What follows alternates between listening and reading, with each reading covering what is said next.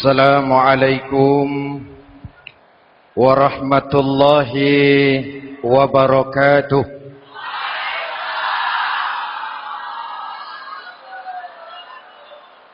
Alhamdulillahi rabbil alamin. Wassalatu wassalamu ala asyrafil mursalin Sayyidina wa maulana Muhammadin wa ala alihi wa sahbihi ajma'in, amma ba'du. Saudara-saudara kaum muslimin yang berbahagia, hadirin, kesempatan malam ini saya ingin cerita akhirat saja. Sudah pernah ke akhirat belum? Mau? Kalau mau saya daftar, besok berangkat. Salah satu rukun iman yang 6, percaya kepada adanya akhirat. Satu saat alam ini akan hancur sehancur-hancurnya. Bumi, gempa, gunung, meletus, air laut tumpah ke darat. Planet-planet bertabrakan, halilintar menyambar, angin topan bertiup. Semua yang bernama hidup, mati, itu kiamat. Lalu kita akan dibangkitkan di padang mahsyar, dibangkitkan dari kubur kita masing-masing. Dan subhanallah, pada saat bangkit dari kubur itu, keadaan muka kita ini menurut satu riwayat berubah menurut amalan kita masing-masing. Jangan heran nanti ada yang dibangkitkan dari kuburnya itu mukanya berubah jadi muka tikus. Hebat sekali, badannya badan manusia, tangannya tangan manusia, mukanya muka tikus. Sebab apa? Sebab waktu di dunia amalannya amalan tikus. Apa amalan tikus itu? Suka menggeragoti barang yang disimpan rapi-rapi.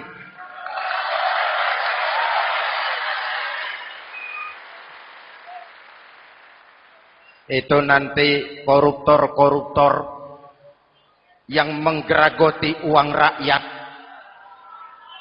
itu nanti bangkit mukanya muka tikus. Na'udzu. Saudara lihat, oh ini yang geragoti uang rakyat, mukanya muka tikus. Ada lagi yang bangkit dari kubur, mukanya itu berubah jadi muka harimau. Kenapa? Waktu di dunia amalannya amalan harimau. Apa harimau itu? Mau menang sendiri, keras kepala, kupeh. Di mana ada hutan, rajanya pasti harimau. Padahal hutan belum pernah bikin pemilihan umum. Betul? Tapi harimau tidak peduli ada pemilihan umum atau tidak, saya raja hutan. Setelah naik jadi raja di hutan, harimau bukan melindungi rakyatnya, malah makanin rakyatnya.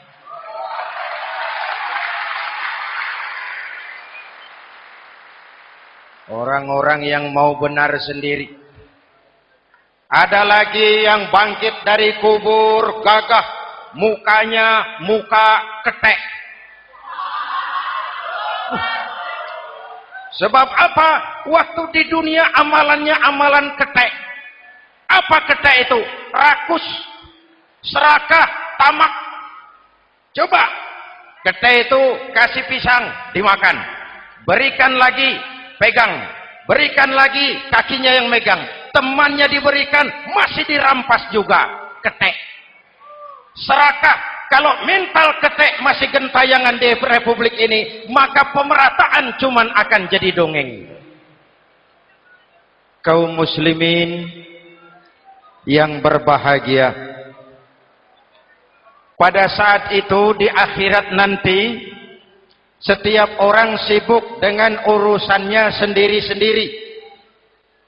boleh jadi setiap kita lalu akan dimintakan pertanggungan jawab.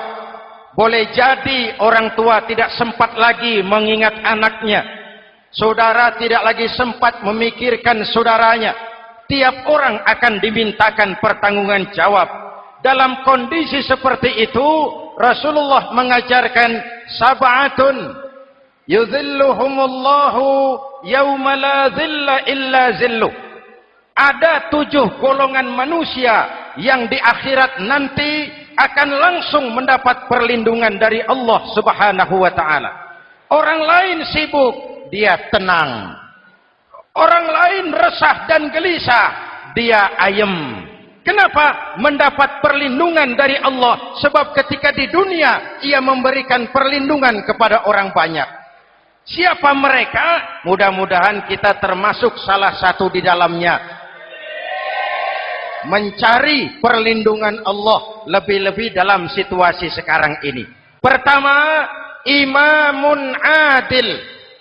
Yang akan mendapat perlindungan langsung dari Allah adalah pemimpin yang adil. Sebab apa? Pemimpin yang adil melindungi banyak rakyat, maka pantas di akhirat dilindungi oleh Allah Subhanahu. Kita ini kan zon politikan. Kita ini makhluk yang tidak mungkin hidup sendiri-sendiri. Untuk melaksanakan hajat bersama, kita memerlukan pemimpin. Memilih pemimpin itu tidak sulit. Dalam fikih, ketika sholat, itu dijelaskan bagaimana cara memilih imam. Siapa yang diangkat jadi imam?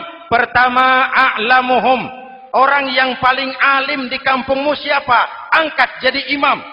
Yang paling alim, paling menguasai persoalan, sehingga bisa membawa bangsa keluar dari kesulitan. Pemimpin yang bisa menyelesaikan masalah, bukan yang menimbulkan masalah.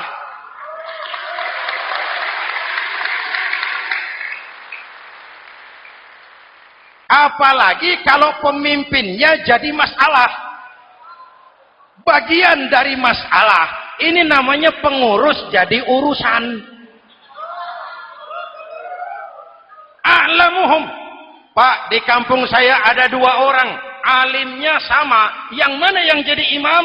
Afsahuhum. Yang lebih fasih lidahnya.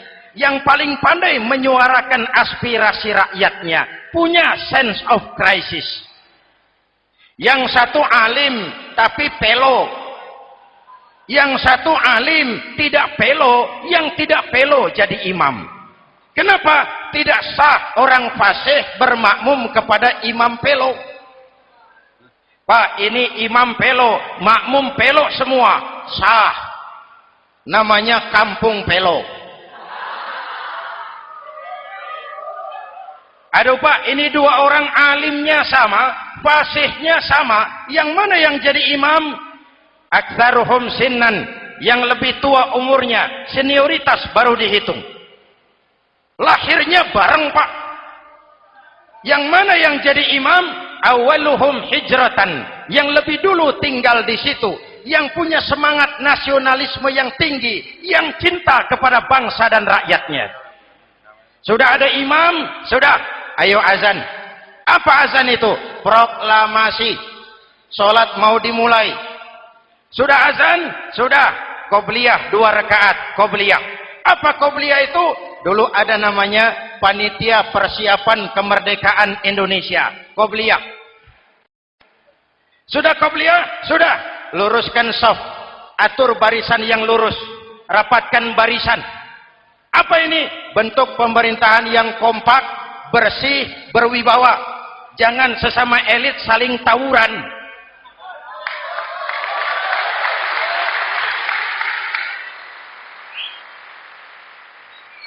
Luruskan shaf. Lalu shaf yang terdepan hendaknya diisi orang yang sedikit alim. Tidak perlu alim betul, sedikit alim. Maksudnya apa? Kalau imam keliru dia bisa tegur. Kalau imam salah dia bisa tegur. Kalau imam batal dia bisa gantikan. Ini wakil-wakil makmum. DPR, DPRD. wakil-wakil makmum. Sudah. Ayo imam, pimpin sholat. Sepakati dulu, kita mau sholat apa?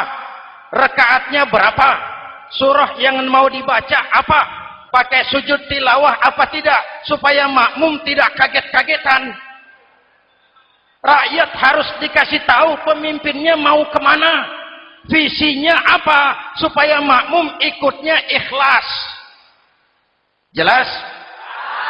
Hadirin yang saya hormati, kita memerlukan pemimpin yang adil, yang menaungi rakyatnya, sehingga dengan demikian nanti mereka akan dinaungi langsung oleh Allah Subhanahu. Mudah-mudahan Allah memberikan kepada kita rakyat dan bangsa Indonesia ini pemimpin yang adil. Saya yakin perjalanan waktu akan mengantarkan kita di mana orang-orang akan terbuka topengnya, sehingga akan jelas mana pembela rakyat, mana penyengsara rakyat.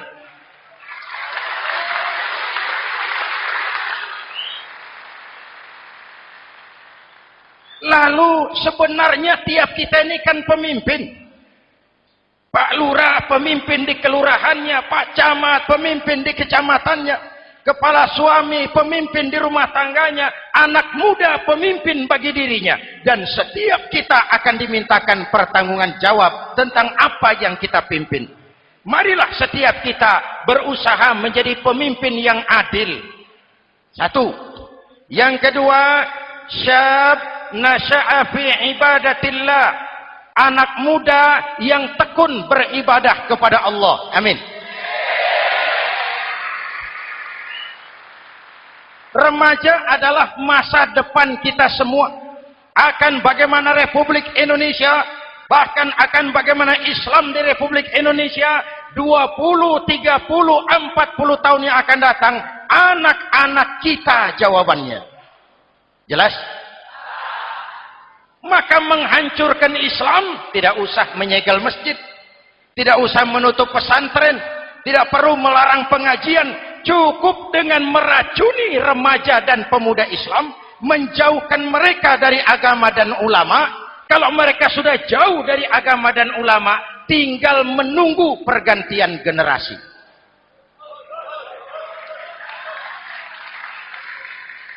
Maaf, kalau yang sudah 60 tahun ke atas, itu saya anggap angkatan selamat. Generasi tanda seru. Insya Allah mantap akidahnya, tidak goyah imannya. Tapi yang 30 tahun ke bawah, adik-adik saya ini, the next generation, kalian yang jadi pilot project. Remaja-remaja Islam, kalau mau jadi remaja dan pemuda modern, jangan dekat-dekat ke masjid kuno. Masjid khusus 70 tahun ke atas. Baca Quran kampungan, ngaji urusan akhirat. Seiring dengan itu, modernisasi diartikan dengan westernisasi. Kau tidak bisa jadi pemuda modern kalau semua yang datang dari barat belum kau telan mentah-mentah. Kau harus bisa bergaul seperti orang barat, berpakaian seperti orang barat, berumah tangga seperti orang barat, makan minum seperti orang barat. Kalau nyanyi lagunya lagu barat yang orang lain nggak ngerti, kamu juga nggak tahu. Mengalirlah narkoba dalam segala bentuknya. Maka muncullah generasi-generasi santai, generasi-generasi salon yang mencoba mencari pelarian hanya dengan kesenangan sesaat, tapi menghancurkan masa depan yang pasti.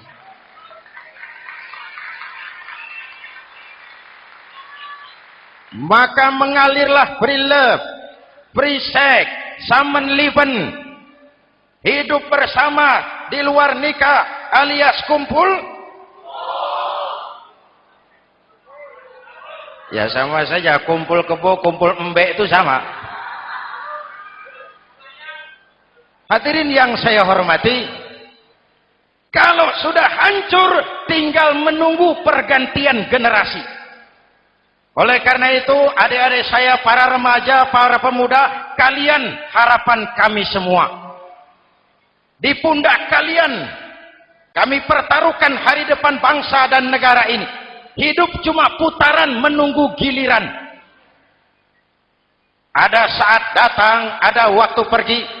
Ada hari lahir, ada saat kembali. Ada hari dilantik, ada saat untuk menyerahkan jabatan. Hidup cuma sekadar menunggu giliran. Karena itu kepada kalian saya ingatkan satu ucapan orang bijak. Hai anak muda, berpikirlah kau di waktu pagi. Kalau siang tidak kerja, nanti sore mau makan apa? Kalau sore tidak makan, alamat malam enggak bisa tidur.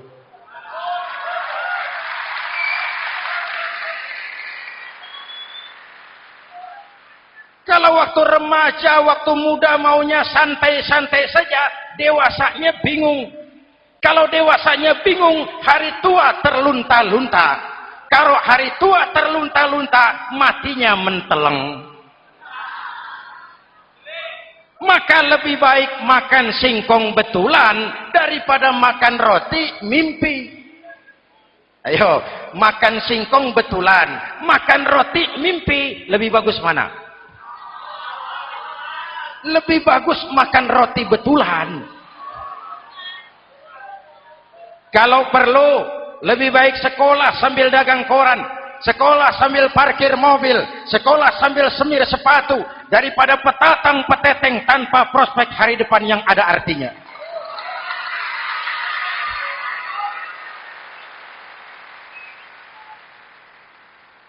Inilah golongan kedua yang nanti akan langsung mendapat perlindungan dari Allah. Anak muda yang tekun ibadah. Kalau orang tua tekun ibadah, pantas. Orang tua rajin ibadah, tidak istimewa. Masya Allah Pak, itu orang tahajudnya hebat, wirid yasinnya mantap, puasanya luar biasa, zikirnya mantap. Umurnya berapa? 70. Wajar. Lalarwi sanjo. Sudah larut senja. Kalau 70 masih jadi preman, kapan tobatnya? Tapi kalau ada anak muda, darahnya masih mengalir dengan panas, keinginannya masih sejuta khayal, dia bisa salurkan di jalan Allah, itu amat disukai Allah, dan itu akan mendapat perlindungan langsung dari Allah Subhanahu. Hadirin kaum muslimin di seluruh tanah air yang saya cintai. Sekarang kita sampai kepada golongan ketiga yang nanti dinaungi Allah. Itu siapa? Rajulun qalbuhu mu'allaqun bil masajid. Seseorang yang hatinya selalu terpaut kepada masjid. Masjid memang tempat melaksanakan sholat, tapi lebih dari itu dia adalah pusat kegiatan umat. Umat Islam dengan masjid seperti ikan dengan air, tidak boleh berpisah. Sehingga ada hadis qudsi mengajarkan, inna buyuti fil ardil masajid wa inna zuwari fiha ummaruha. Rumahku di permukaan bumi adalah masjid. Orang-orang yang memakmurkan masjid adalah tamuku. Dari masjidlah terpancar semangat silaturahmi, dan itu yang sangat kita perlukan sekarang. Di tengah-tengah kerentanan kita sebagai bangsa, masjid harus jadi lem perekat. Di sini siapapun yang datang mengucapkan assalamualaikum, betul? Menebarkan salam, menebarkan rasa damai, bersalaman. Kata Nabi, ma min muslimaini yaltaqiyani fayatasafahani illa ghafarallahu dzunubahuma.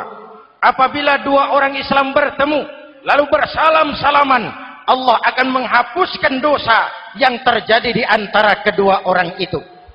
Bangsa kita sedang rentan perpecahan. Benih-benih disintegrasi bertebaran di mana-mana. Maka mari kita kembali ke masjid untuk menyusun semangat kebersamaan, meluruskan saf, merapatkan barisan, dan menerjemahkannya di luar masjid. Ini ada kaitannya dengan faktor yang keempat yang langsung dilindungi Allah. Siapa mereka? Rajulani tahabba fillahi ijtama'a alaihi wa tafarraqa alaihi. Dua orang yang bersaudara, bertemu karena Allah, berpisah karena Allah. Itu akan dilindungi langsung oleh Allah di hari akhirat nanti. Dua orang bersaudara, bertemu karena Allah, berpisah pun juga karena Allah.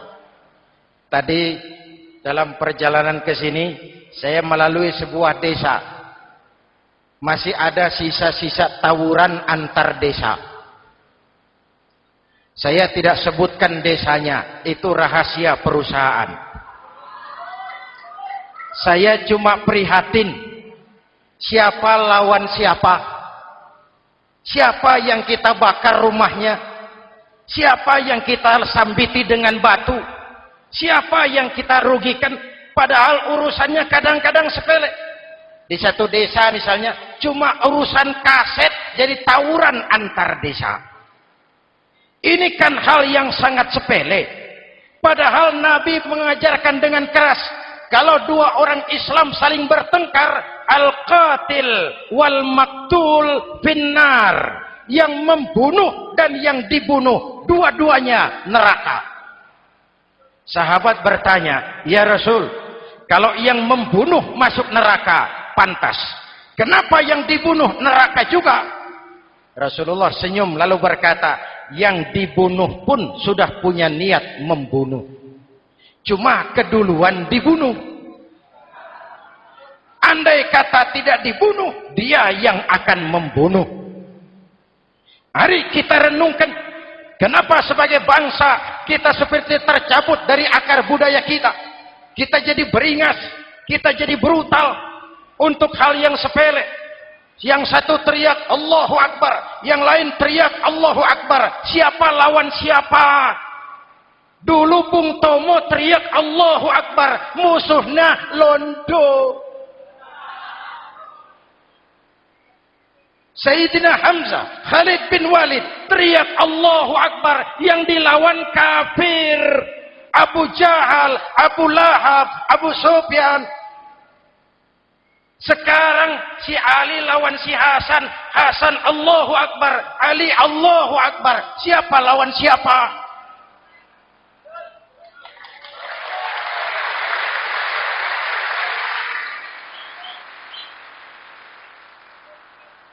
Kenapa kita jadi begitu mudah menggunakan nama Tuhan untuk melampiaskan ambisi pribadi? Kenapa Allahu Akbar yang begitu sakral kita lepas cuma untuk pelampiasan sebuah dendam? Dua orang yang bersaudara bertemu karena Allah, berpisah karena Allah. Itu ukurannya. Kau di jalan Allah, kau saudaraku. Keluar dari jalan Allah, selesai persaudaraan sampai di sini.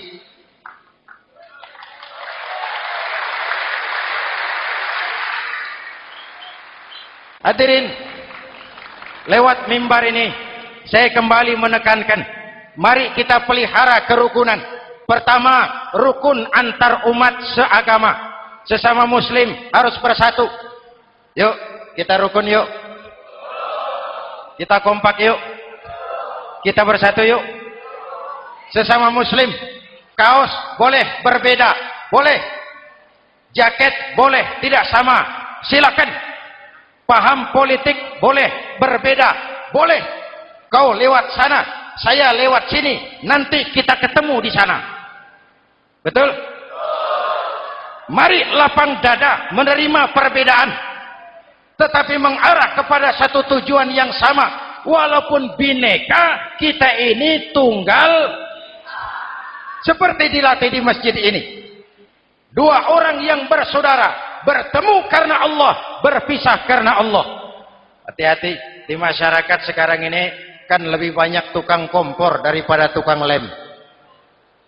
Tahu tukang kompor? Hangati sana, panasi sini, bakar sana, sulut sini. Terbakar kita, dia lari tepuk tangan. Udah capek kita rakyat diobok-obok. Udah capek kita rakyat dialamatkan, dijadikan adres. Semua kalau pidato demi rakyat, untuk rakyat, buat rakyat, padahal nggak pernah kenal sama rakyat. Kita cuma jadi alamat. Mari kita kokohkan akar kebersamaan. Kita sama-sama anak Ibu Pertiwi. Di negeri ini kita dilahirkan. Air negeri ini yang kita minum, udara negeri ini yang kita hirup. Kalian remaja, kalian pemuda lebih bertanggung jawab karena kalian anak Ibu Pertiwi. Hadirin yang saya hormati, maka tetaplah jaga semangat kebersamaan. Ini yang keempat. Yang kelima, rajulun zakarallaha khalian fafadat ainahu. Seseorang yang mengingat Allah dalam kesunyian lalu berlinang air matanya. Tengah malam, dikala orang sedang tidur, dia bangun munajat. Gemersik tikar tersentuh tangan, laksana lambaian tangan malaikat maut datang hendak merenggut nyawa. Terbayang dosa yang pernah dia kerjakan, air mata berurai membasahi pipi tanpa terasa. Orang yang munajat semacam itu nanti langsung mendapat perlindungan dari Allah Subhanahu. Saya pernah baca hadis qudsi, merinding bulu kuduk saya mendengar hadis qudsi ini. Terbayang Indonesia saya, Indonesiaku, Indonesiamu, Indonesia kita semua. Apa kata Allah dalam hadis qudsi? Inni la ahammu bi'azabi ibadi. Kadang-kadang aku muak melihat tingkah laku manusia. Aku kepengen turunkan azab.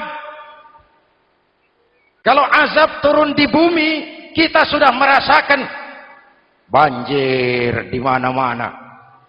Manado banjir, Sumatera Barat banjir, Jambi banjir, Bengkulu, tanah longsor di Purworejo, Cilacap banjir, Sukabumi gempa, Pandeglang gempa, ekonomi terpuruk, antar kampung tawuran, antar elit di atas tawuran.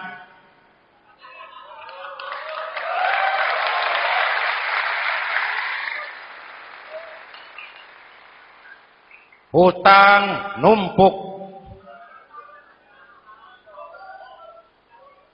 40% APBN kita ini sekarang cuma untuk bayar hutang. Itu pun dengan asumsi dolar 7.000, 9.000, artinya sekitar 50% APBN kita untuk bayar hutang. Untungnya sekarang ini yang agak menolong, harga minyak membaik di pasaran internasional. Hadirin yang saya hormati, ini lagi ngomong apa saya sih? Aku pengen turunkan azab, tetapi kata Allah, ketika aku melihat orang-orang tua yang sujud di keheningan malam, bayi-bayi tanpa dosa masih menyujud. Ada hadis qudsi mengajarkan, inna buyuti fil ardil masajid wa inna zuwari fiha ummaruha. Rumahku di permukaan bumi adalah masjid. Orang-orang yang memakmurkan masjid adalah tamuku. Dari masjidlah terpancar semangat silaturahmi, dan itu yang sangat kita perlukan sekarang. Di tengah-tengah kerentanan kita sebagai bangsa, masjid harus jadi lem perekat. Di sini siapapun yang datang mengucapkan assalamualaikum, betul? Menebarkan salam, menebarkan rasa damai, bersalaman. Kata Nabi, ma min muslimaini yaltaqiyani fayatasafahani illa ghafarallahu dzunubahuma. Apabila dua orang Islam bertemu lalu bersalam-salaman, Allah akan menghapuskan dosa yang terjadi di antara kedua orang itu. Bangsa kita sedang rentan perpecahan. Benih-benih disintegrasi bertebaran di mana-mana. Maka mari kita kembali ke masjid untuk menyusun semangat kebersamaan, meluruskan saf, merapatkan barisan, dan menerjemahkannya di luar masjid. Ini ada kaitannya dengan faktor yang keempat, yang langsung dilindungi Allah. Siapa mereka? Rajulan antar desa. Saya tidak sebutkan desanya, itu rahasia perusahaan. Saya cuma prihatin, siapa lawan siapa, siapa yang kita bakar rumahnya, Siapa yang kita sambiti dengan batu? Siapa yang kita rugikan? Padahal urusannya kadang-kadang sepele. Di satu desa misalnya, cuma urusan kaset jadi tawuran antar desa. Ini kan hal yang sangat sepele. Padahal Nabi mengajarkan dengan keras, kalau dua orang Islam saling bertengkar, al-qatil wal maktul finnar. Yang membunuh dan yang dibunuh, dua-duanya neraka. Sahabat bertanya, ya Rasul, kalau yang membunuh masuk neraka, pantas. Kenapa yang dibunuh neraka juga? Rasulullah senyum lalu berkata, yang dibunuh pun sudah punya niat membunuh. Cuma keduluan dibunuh. Andai kata tidak dibunuh, dia yang akan membunuh. Mari kita renungkan, kenapa sebagai bangsa kita seperti tercabut dari akar budaya kita. Kita jadi beringas, kita jadi brutal untuk hal yang sepele. Yang satu teriak Allahu Akbar, yang lain teriak Allahu Akbar. Siapa lawan siapa? Dulu Bung Tomo teriak Allahu Akbar, musuhnya londo. Sayyidina Hamzah, Khalid bin Walid teriak Allahu Akbar, yang dilawan kafir. Abu Jahal, Abu Lahab, Abu Sufyan. Sekarang si Ali lawan si Hasan, Hasan Allahu Akbar, Ali Allahu Akbar. Siapa lawan siapa?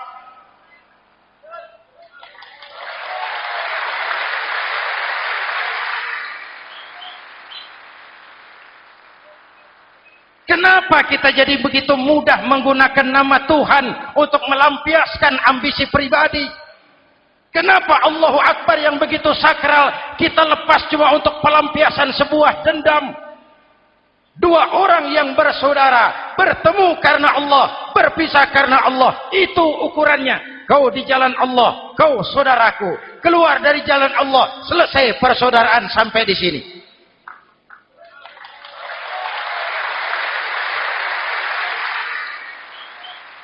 Hadirin, lewat mimbar ini saya kembali menekankan, mari kita pelihara kerukunan. Pertama, rukun antar umat seagama, sesama muslim harus bersatu. Yuk kita rukun, yuk kita kompak, yuk kita bersatu, yuk. Sesama muslim, kaos boleh berbeda, boleh, jaket boleh tidak sama, silakan. Paham politik boleh berbeda, boleh. Kau lewat sana, saya lewat sini, nanti kita ketemu di sana. Betul? Mari lapang dada menerima perbedaan, tetapi mengarah kepada satu tujuan yang sama. Walaupun bineka, kita ini tunggal. Seperti dilatih di masjid ini, dua orang yang bersaudara bertemu karena Allah, berpisah karena Allah. Hati-hati, di masyarakat sekarang ini kan lebih banyak tukang kompor daripada tukang lem. Tahu tukang kompor? Hangati sana, panasi sini, bakar sana, sulut sini. Terbakar kita, dia lari tepuk tangan. Udah capek kita rakyat diobok-obok. Udah capek kita rakyat dialamatkan, dijadikan address. Semua kalau pidato demi rakyat, untuk rakyat, buat rakyat, padahal nggak pernah kenal sama rakyat. Kita cuma jadi alamat. Mari kita kokohkan akar kebersamaan. Kita sama-sama anak Ibu Pertiwi. Di negeri ini kita dilahirkan. Air negeri ini yang kita minum, udara negeri ini yang kita hirup. Kalian remaja, kalian pemuda lebih bertanggung jawab karena kalian anak Ibu Pertiwi. Hadirin yang saya hormati, maka tetaplah jaga semangat kebersamaan. Ini yang keempat. Yang kelima, rajulun zakarallaha khalian fafadat ainahu. Seseorang yang mengingat Allah dalam kesunyian lalu berlinang air matanya. Tengah malam, dikala orang sedang tidur, dia bangun munajat. gemersik tikar tersentuh tangan, laksana lambayan tangan malaikat maut datang hendak merenggut nyawa. Terbayang dosa yang pernah dia kerjakan, air mata berurai membasahi pipi tanpa terasa. Orang yang munajat semacam itu nanti langsung mendapat perlindungan dari Allah Subhanahu. Saya pernah baca hadis qudsi, merinding bulu kuduk saya mendengar hadis qudsi ini. Terbayang Indonesia saya, Indonesiaku, Indonesiamu, Indonesia kita semua. Apa kata Allah dalam hadis qudsi? Inni la ahammu bi'azabi ibadi. Kadang-kadang aku muak melihat tingkah laku manusia. Aku kepengen turunkan azab. Kalau azab turun di bumi, kita sudah merasakan banjir di mana-mana. Manado banjir, Sumatera Barat banjir, Jambi banjir, Bengkulu, tanah longsor di Purworejo, Cilacap banjir, Sukabumi gempa, Pandeglang gempa, ekonomi terpuruk, antar kampung tawuran, antar elit di atas tawuran.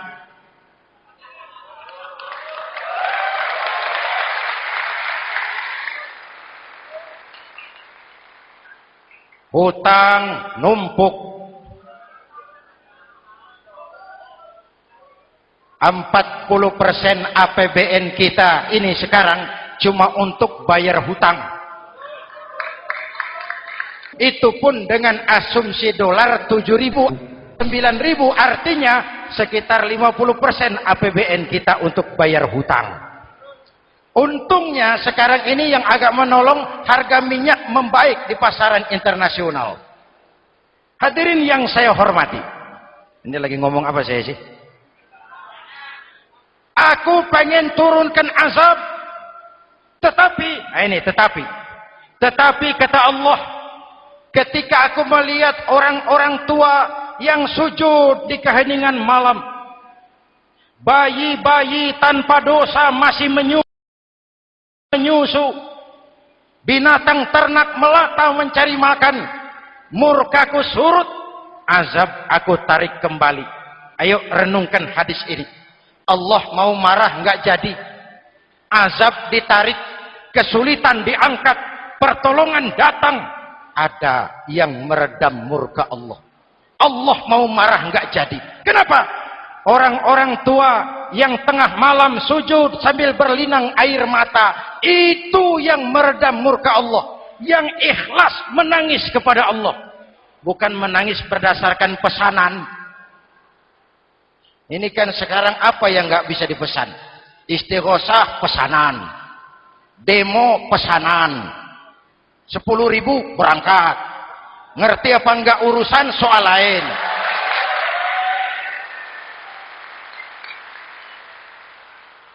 Jadi bukan demonstran, pekerja demo. Orang tua yang ikhlas nangis kepada Allah di keheningan malam, kita hutang jasa kepada orang-orang tua yang ikhlas seperti itu. Itu yang menjaga keselamatan bangsa. Allah mau murka nggak jadi, sepanjang masih banyak orang-orang tua yang sujud di tengah malam. Amin. Yang kedua, bayi tanpa dosa masih menyusu. Tanpa dosa, binatang melata mencari makan. Sekarang bagaimana kesulitan, gak mau panjang mengamalkan hadisnya terbalik. Yang disuruh itu orang tua tengah malam sujud, bayi tanpa dosa nyusu. Sekarang ini orang tua tengah malam nyusu, bayi tanpa dosa dibuang ke tempat sampah. Akibat pergaulan bebas, bayi tanpa dosa dibuang ke tempat sampah. Orang tua tengah malam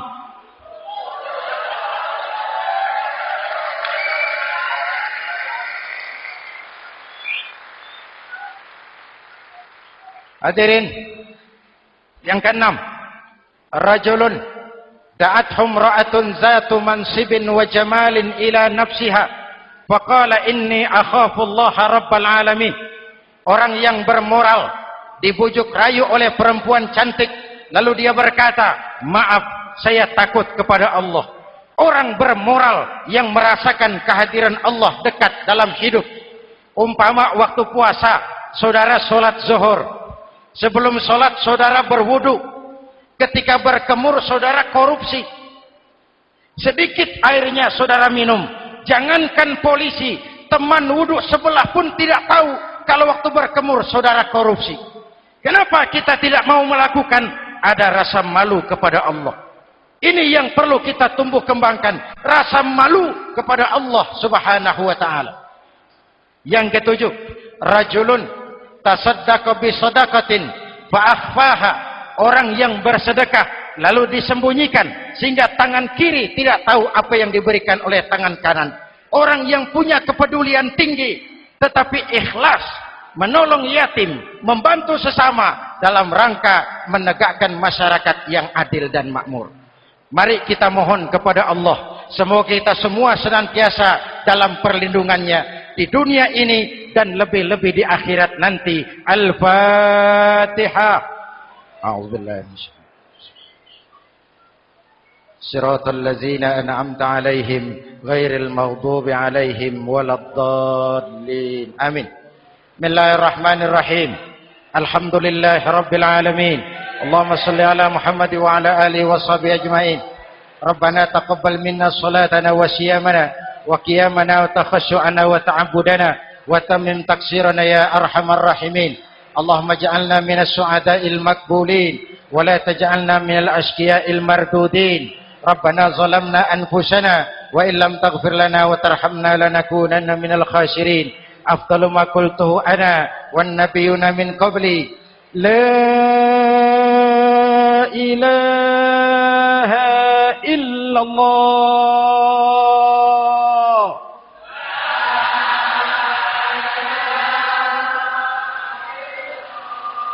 La ilaha illallah.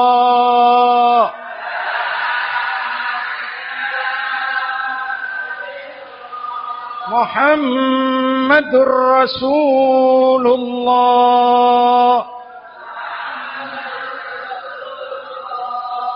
Kalimatu haqqin 'alaiha nahya wa 'alaiha namut wa 'alaiha nub'atsu insyaallah minal aminin wa akhiru da'wana alhamdulillahi rabbil alamin. Assalamualaikum warahmatullahi wabarakatuh.